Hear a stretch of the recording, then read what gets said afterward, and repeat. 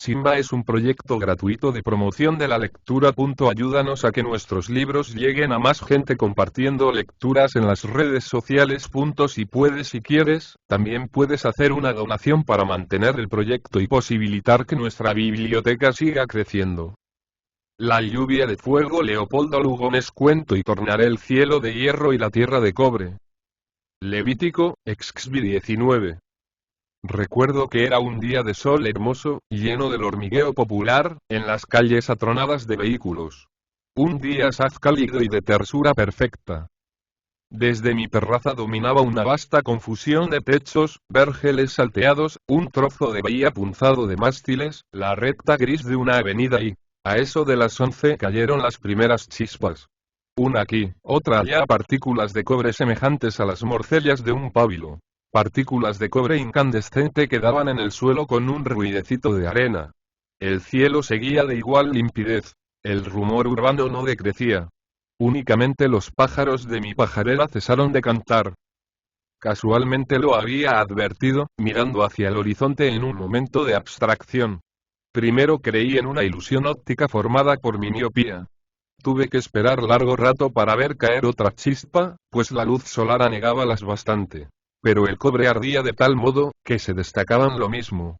Una rapidísima vírgula de fuego, y el golpecito en la tierra. Así, a largos intervalos. Debo confesar que al comprobarlo, experimenté un vago terror. Exploré el cielo en una ansiosa ojeada. Persistía la limpidez. ¿De dónde venía aquel extraño granizo? Aquel cobre. Era cobre. Y, acababa de caer una chispa en mi terraza, a pocos pasos. Extendí la mano. Era, a no caber duda, un gránulo de cobre que tardó mucho en enfriarse. Por fortuna la brisa se levantaba, inclinando aquella lluvia singular hacia el lado opuesto de mi terraza. Las chispas eran harto raras, además. Podía creerse por momentos que aquello había ya cesado. No cesaba. Uno que otro, eso sí, pero caían siempre los temibles gránulos. En fin, aquello no había de impedirme almorzar, pues era el mediodía.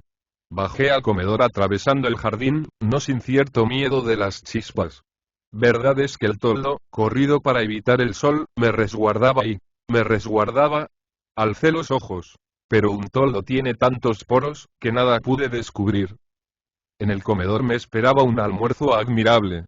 Pues mi afortunado celibato sabía dos cosas sobre todo: leer y comer. Excepto la biblioteca, el comedor era mi orgullo. Ahito de mujeres y un poco gotoso, en punto a vicios amables nada podía esperar ya sino de la gula.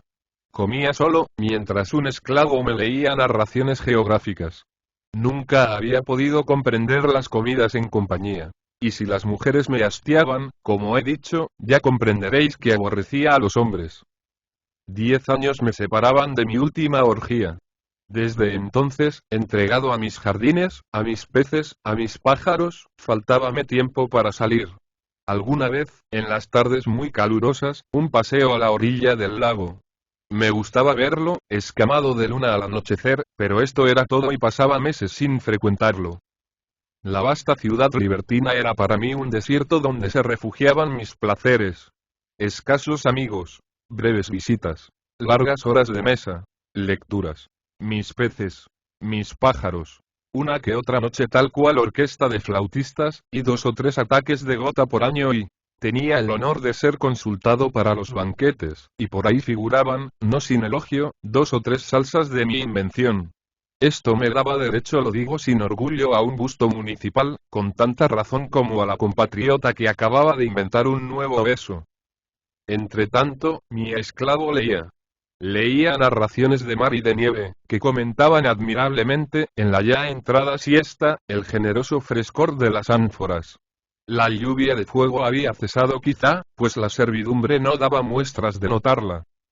De pronto, el esclavo que atravesaba el jardín con un nuevo plato, no pudo reprimir un grito. Y llegó, no obstante, a la mesa. Pero acusando con su lividez un dolor horrible. Tenía en su desnuda espalda un agujerillo, en cuyo fondo sentíase chirriar aún la chispa voraz que lo había abierto. Ahogámosla en aceite, y fue enviado al lecho sin que pudiera contener sus ayes. Bruscamente acabó mi apetito. Y aunque seguí probando los platos para no desmoralizar a la servidumbre, aquella se apresuró a comprenderme. El incidente me había desconcertado. Promediaba la siesta cuando subí nuevamente a la terraza. El suelo estaba ya sembrado de gránulos de cobre, mas no parecía que la lluvia aumentara. Comenzaba a tranquilizarme, cuando una nueva inquietud me sobrecogió. El silencio era absoluto.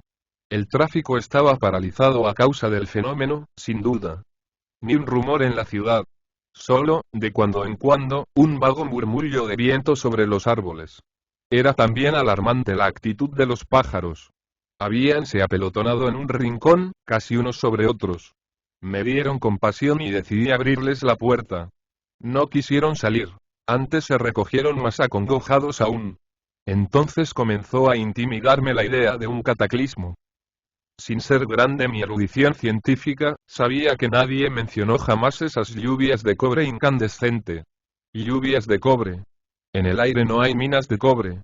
Luego aquella limpidez del cielo no dejaba conjeturar la procedencia. Y lo alarmante del fenómeno era esto. Las chispas venían de todas partes y de ninguna. Era la inmensidad desmenuzándose invisiblemente en fuego. Caía del firmamento el terrible cobre, pero el firmamento permanecía impasible en su azul. Ganábame poco a poco una extraña congoja. Pero, cosa rara. Hasta entonces no había pensado en huir. Esta idea se mezcló con desagradables interrogaciones. Huir. Y mi mesa, mis libros, mis pájaros, mis peces que acababa precisamente de estrenar un vivero, mis jardines ya ennoblecidos de antigüedad, mis 50 años de placidez, en la dicha del presente, en el descuido del mañana. Y huir. Y pensé con horror en mis posesiones, que no conocía, del otro lado del desierto, con sus camelleros viviendo en tiendas de lana negra y tomando por todo alimento leche cuajada, trigo tostado, miel agria y... Quedaba una fuga por el lago, corta fuga después de todo, si en el lago como en el desierto, según era lógico, llovía cobre también. Pues no viniendo aquello de ningún foco visible, debía ser general. No obstante el vago terror que me alarmaba, decíame todo eso claramente, lo discutía conmigo mismo, un poco enervado a la verdad por el letargo digestivo de mi siesta consuetudinaria. Y después de todo, algo me decía que el fenómeno no iba a pasar de allí. Sin embargo, nada se perdía con hacer armar el carro. En ese momento llenó el aire una vasta vibración de campanas. Y casi junto con ella, advertí una cosa. Ya no llovía cobre. El repique era una acción de gracias, correada casi acto continuo por el murmullo habitual de la ciudad. Esta despertaba de su fugaz atonía, doblemente gárrula. En algunos barrios hasta quemaban petardos. Acodado al parapeto de la terraza, miraba con un desconocido bienestar solidario la animación vespertina que era todo amor y lujo. El cielo seguía purísimo. Muchachos afanosos recogían en escudillas la granalla de cobre, que los caldereros habían empezado a comprar. Era todo cuanto quedaba de la grande amenaza celeste. Más numerosa que nunca, la gente de placer coloría las calles. Y aún recuerdo que sonreí vagamente a un equívoco mancebo, cuya túnica recogida hasta las caderas en un salto de bocacalle, dejó ver sus piernas glabras, jaqueladas de cintas. Las cortesanas, con el seno desnudo según la nueva moda, y apuntalado en deslumbrante coselete, paseaban su indolencia sudando perfumes. Un viejo lenón erguido en su carro manejaba como si fuese una vela una hoja de estaño, que con apropiadas pinturas anunciaba amores monstruosos de fieras. Ayuntamientos de lagartos con cisnes, un mono y una foca, una doncella cubierta por la delirante pedrería de un pavo real. Bello cartel, a fe mía, y garantía la autenticidad de las piezas. Animales amaestrados por no sé qué hechicería bárbara, y desequilibrados con opio y con asa fétida. Seguido por 3 jóvenes enmascarados pasó un negro amabilísimo, que dibujaba en los patios, con polvos de colores derramados al ritmo de una danza, escenas secretas. También depilaba alorópicamente y sabía dorar las uñas. Un personaje fofo, cuya condición de eunuco se adivinaba en su morbidez, pregonaba al son de queótalos de bronces, cobertores de un tejido singular que producía el insomnio y el deseo. Cobertores cuya abolición habían pedido los ciudadanos honrados. Pues mi ciudad sabía gozar, sabía vivir. Al anochecer recibí 2 visitas que cenaron conmigo. Un condiscípulo jovial, matemático cuya vida desarreglada era el escándalo de la ciencia, y un agricultor enriquecido. La gente sentía necesidad de visitarse después de aquellas chispas de cobre. De visitarse y de beber, pues ambos se retiraron completamente borrachos. Yo hice una rápida salida. La ciudad, caprichosamente iluminada, había aprovechado la coyuntura para decretarse una noche de fiesta. En algunas cornisas, alumbraban perfumando, lámparas de incienso. Desde sus balcones, las jóvenes burguesas, excesivamente ataviadas, se divertían en proyectar de un soplo a las narices de los transeúntes distraídos, tripas pintarrajeadas y crepitantes de cascabeles. En cada esquina se bailaba. De balcón a balcón cambiábanse flores y gatitos de dulce. El césped de los parques palpitaba de parejas. Regresé temprano y rendido. Nunca me acogí al lecho con más grata pesadez de sueño. Desperté bañado en sudor, los ojos turbios, la garganta reseca. Había fuera un rumor de lluvia. Buscando algo, me apoyé en la pared, y por mi cuerpo corrió como un latigazo el escalofrío del miedo. La pared estaba caliente y conmovida por una sorda vibración. Casi no necesité abrir la ventana para darme cuenta de lo que ocurría. La lluvia de cobre había vuelto, pero esta vez nutrida y compacta. Un caliginoso vaho sofocaba la ciudad. Un olor entre fosfatado y urinoso apestaba el aire. Por fortuna, mi casa estaba rodeada de galerías y aquella lluvia no alcanzaba las puertas. Abrí la que daba al jardín. Los árboles estaban negros, ya sin follaje. El piso, cubierto de hojas carbonizadas. El aire, rayado de vírgulas de fuego, era de una paralización mortal. Y por entre aquellas se divisaba el firmamento, siempre impasible, siempre celeste. Llamé en vano. Penetré hasta los aposentos famularios. La servidumbre se había ido. Envueltas las piernas en un cobertor de viso, acorazándome espaldas y cabeza con una bañera de metal que me aplastaba horriblemente, pude llegar hasta las caballerizas. Los caballos habían desaparecido también. Y con una tranquilidad que hacía honor a mis nervios, me di cuenta de que estaba perdido. Afortunadamente, el comedor se encontraba lleno de provisiones. Su sótano, atestado de vinos. Bajé a él. Conservaba todavía su frescura. Hasta su fondo no llegaba la vibración de la pesada lluvia, el eco de su grave crepitación. Bebí una botella, y luego extraje de la alacena secreta el pomo de vino envenenado. Todos los que teníamos bodega poseíamos uno, aunque no lo usáramos ni tuviéramos convidados cargosos. Era un licor claro e insípido, de efectos instantáneos. Reanimado por el vino, examiné mi situación. Era asaz sencilla. No pudiendo huir, la muerte me esperaba. Pero con el veneno aquel, la muerte me pertenecía. Y decidí ver eso todo lo posible, pues era, a no dudarlo, un espectáculo singular. Una lluvia de cobre incandescente.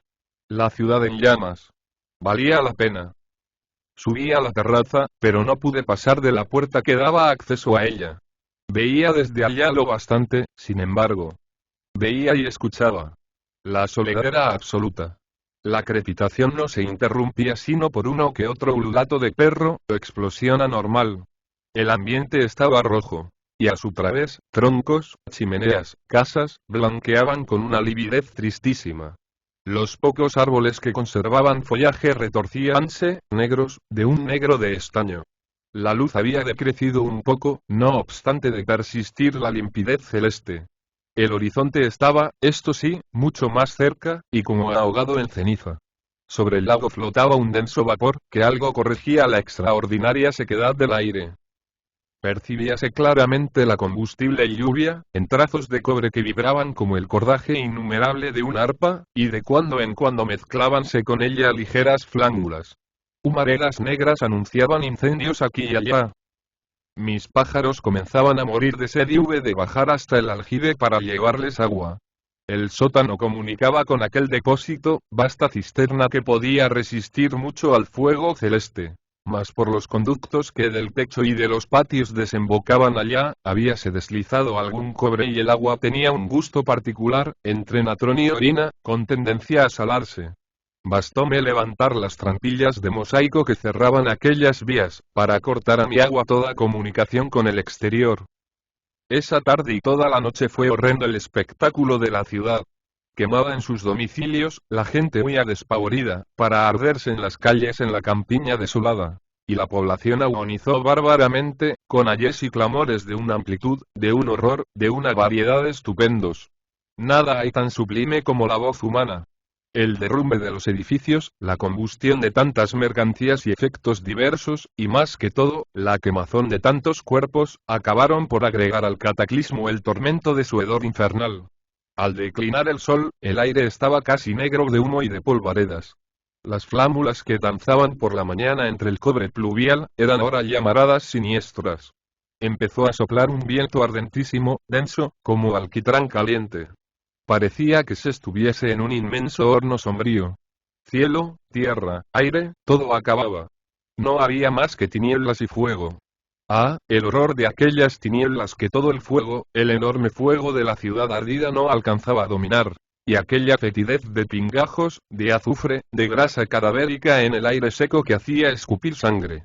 Y aquellos clamores que no sé cómo no acababan nunca, aquellos clamores que cubrían el rumor del incendio, más vasto que un huracán, aquellos clamores en que aullaban, gemían, bramaban todas las bestias con un inefable pavor de eternidad.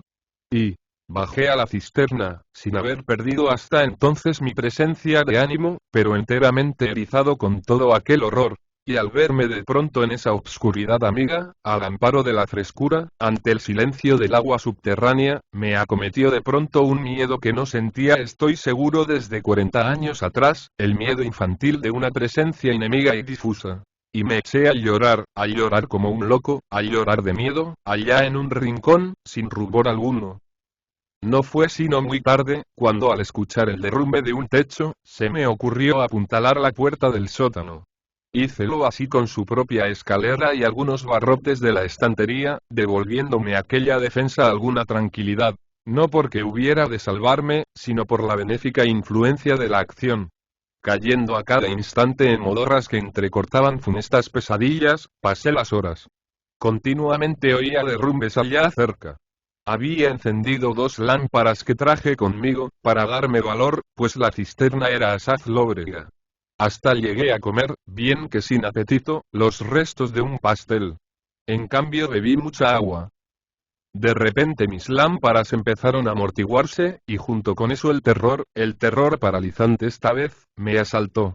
Había gastado, sin prevenirlo, toda mi luz, pues no tenía sino aquellas lámparas. No advertí, al descender esa tarde, traerlas todas conmigo.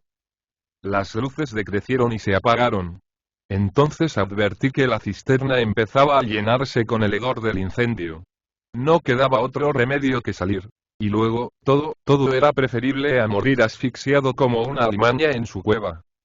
A duras penas conseguí alzar la tapa del sótano que los escombros del comedor cubrían y por segunda vez había cesado la lluvia infernal. Pero la ciudad ya no existía. Techos, puertas, gran cantidad de muros, todas las torres yacían en ruinas. El silencio era colosal, un verdadero silencio de catástrofe. 5 o 6 grandes humaredas empinaban aún sus penachos. Y bajo el cielo que no se había enturbiado ni un momento, un cielo cuya crudeza azul certificaba indiferencias eternas, la pobre ciudad, mi pobre ciudad, muerta, muerta para siempre, hedía como un verdadero cadáver. La singularidad de la situación, lo enorme del fenómeno, y sin duda también el regocijo de haberme salvado, único entre todos, cohibían mi dolor reemplazándolo por una curiosidad sombría. El arco de mi zaguán había quedado en pie y asiéndome de las alarajas pude llegar hasta su ápice. No quedaba un solo resto combustible y aquello se parecía mucho a un escorial volcánico. A trechos, en los parajes que la ceniza no cubría, brillaba con un bermejor de fuego, el metal llovido.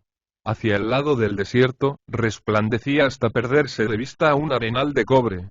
En las montañas, a la otra margen del lago, las aguas evaporadas de este condensábanse en una tormenta.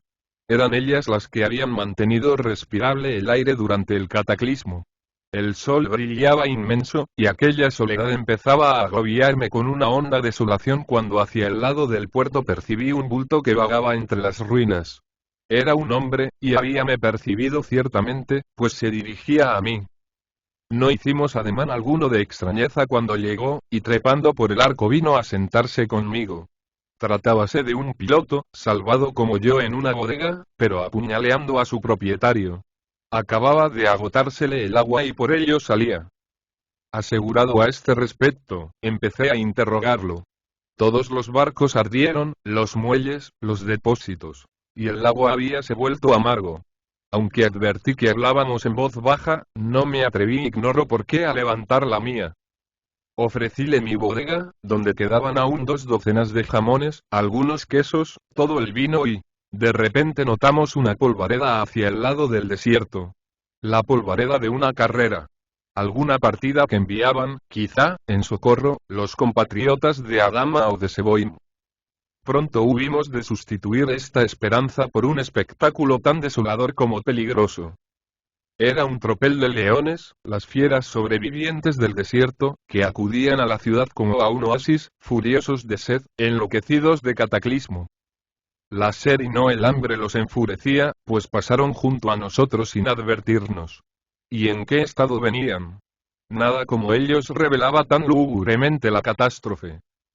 Pelados como gatos sarnosos, reducida a escasos chicharrones la crin, secos los ijares, en una desproporción de cómicos a medio vestir con la fiera cabezota, el rabo agudo y crispado como el de una rata que huye, las garras pustulosas, chorreando sangre, todo aquello decía a las claras sus 3 días de horror bajo el azote celeste, al azar de las inseguras cavernas que no habían conseguido ampararlos.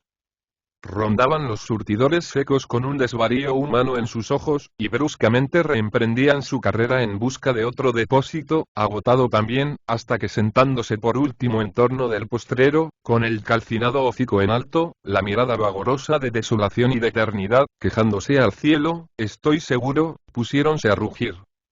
Hay nada, ni el cataclismo con sus horrores, ni el clamor de la ciudad moribunda era tan horroroso como ese llanto de fiera sobre las ruinas. Aquellos rugidos tenían una evidencia de palabra. Lloraban quién sabe qué dolores de inconsciencia y de desierto a alguna divinidad obscura. El alma sucinta de la bestia agregaba a sus terrores de muerte, el pavor de lo incomprensible.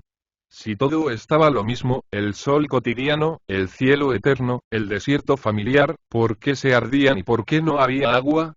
Y careciendo de toda idea de relación con los fenómenos, su horror era ciego, es decir, más espantoso. El transporte de su dolor elevábalos a cierta vaga noción de proveniencia, ante aquel cielo de donde había estado cayendo la lluvia infernal. Y sus rugidos preguntaban ciertamente algo a la cosa tremenda que causaba su padecer. Ay, esos rugidos, lo único de grandioso que conservaban aún aquellas fieras disminuidas. ¿Cuál comentaban el horrendo secreto de la catástrofe? Cómo interpretaban en su dolor irremediable la eterna soledad, el eterno silencio, la eterna sed y... Aquello no debía durar mucho. El metal candente empezó a llover de nuevo, más compacto, más pesado que nunca. En nuestro súbito descenso, alcanzamos a ver que las fieras se desbandaban buscando abrigo bajo los escombros. Llegamos a la bodega, no sin que nos alcanzaran algunas chispas. Y comprendiendo que aquel nuevo chaparrón iba a consumar la ruina, me dispuse a concluir. Mientras mi compañero abusaba de la bodega por primera y última vez, a buen seguro decidí aprovechar el agua de la cisterna en mi baño fúnebre. Y después de buscar inútilmente un trozo de jabón, descendí a ella por la escalinata que servía para efectuar su limpieza. Llevaba conmigo el pomo de veneno, que me causaba un gran bienestar apenas turbado por la curiosidad de la muerte. El agua fresca y la obscuridad me devolvieron a las voluptuosidades de mi existencia de rico que acababa de concluir. Hundido hasta el cuello, el regocijo de la limpieza y una dulce impresión de domesticidad, acabaron de serenarme. Oía afuera el huracán de fuego. Comenzaban otra vez a caer escombros. De la bodega no llegaba un solo rumor. Percibí en eso un reflejo de llamas que entraban por la puerta del sótano, el característico tufo urinoso, y llevé el pomo a mis labios, y... ¡pum!